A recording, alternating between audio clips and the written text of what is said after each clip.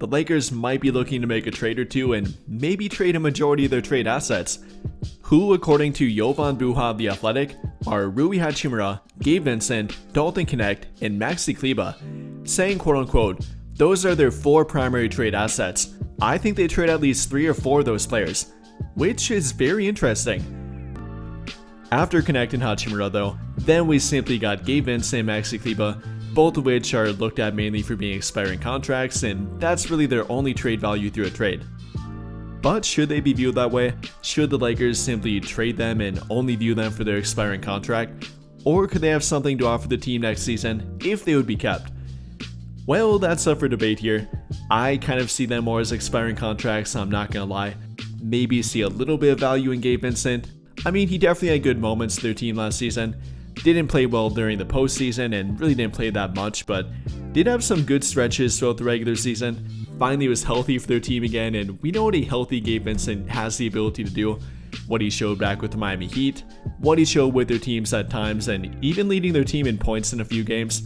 I mean, not the perfect player by any means, is a decent 3-point shooter, is a decent scoring option off the bench, is a decent backup playmaker, I guess maybe even below decent, but also is a pretty good defender, kind of a jack of all trades but master of none kind of guy. But I'm not going to say that he should be absolutely capped either. If it would come down to it, and if his salary would be required through a trade, then I definitely would trade Gabe Vincent. And between him having value to the right team, I think a team that's familiar with him, like the Miami Heat for example, might value him through a trade, or simply a team that needs some more backcourt depth, a guy that would fit their timeline, and with Vincent only being 28 yet, I think that actually he would qualify for a few teams. So between the minor trade value in regard to production, then the expiring contract also being valuable, I think it's fairly likely that he will be traded, probably ranking it at an 8 out of 10 chance or 7 out of 10 at the very least. And well, the same thing can likely be said for Maxi Kleber. Maybe not as likely compared to Vincent, but probably not far away.